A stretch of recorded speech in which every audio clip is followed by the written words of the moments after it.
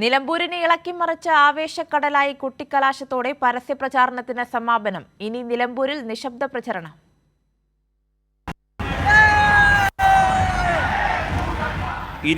ദിവസം നീണ്ടുനിന്ന ശക്തമായ പരസ്യപ്രചരണം, രൂക്ഷമായ രാഷ്ട്രീയ പ്രത്യാരോപണങ്ങൾ, മുഖ്യമന്ത്രി പിണറായി വിജയൻ നേതൃത്വം നൽകിയ LDFന്റെ തെരഞ്ഞെടുപ്പ് പ്രചരണ റാലികൾ, ചിട്ടയായ പ്രവർത്തനത്തിന്റെ ആവേശം പരസ്യപ്രചരണത്തിന്റെ സമാപനത്തിലും LDFന്റെ കരുത്ത് തെളിയിക്കുന്നതായി മാറി. മഹാറാണി ജംഗ്ഷൻ അക്ഷരാർത്ഥത്തിൽ ചെങ്കടലായി മാറി. സ്വരാജ് എത്തിയതോടെ ആവേശത്തോടെ ജനം ആർത്ത് വിളിച്ചു.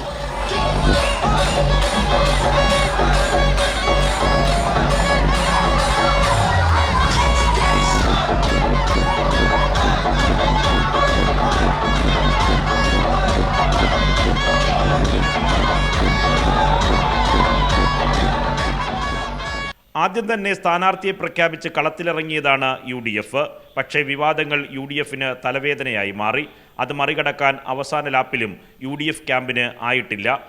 പ്രിയങ്ക ഗാന്ധിയായിരുന്നു മണ്ഡലത്തിലെ UDFന്റെ സ്റ്റാർ ക്യാമ്പയിനർ. പക്ഷേ പ്രിയങ്ക ഗാന്ധിയുടെ വരവും മണ്ഡലത്തിൽ വലിയ ചലനമുണ്ടാക്കിയിട്ടില്ല. വഴിക്കടവിൽ നിന്ന് റോഡ് ഷോയായി എത്തിയായിരുന്നു UDF സ്ഥാനാർത്ഥി ആര്യാടൻ ഷൗക്കത്തിന്റെ കൊട്ടിക്കലാശം.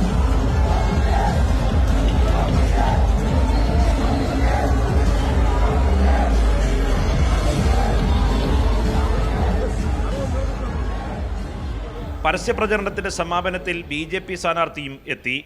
BJP സ്ഥാനാർത്ഥി റോഡ് ഷോയായാണ് പരസ്യപ്രചരണം അവസാനിപ്പിച്ചത്.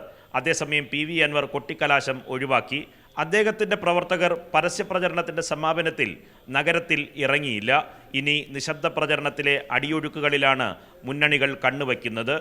മഴയെ അതിജീവിച്ച് പരമാവധി വോട്ടർമാരെ പോളിംഗ് ബൂത്തുകളിൽ എത്തിക്കാനുള്ള ഒരുക്കങ്ങളിലാണ് മുന്നണികളും പ്രവർത്തകരും. നിലമ്പൂരിൽ നിന്ന് നിർഭൻ ചക്രവർത്തി, കൈരളി ന്യൂസ്.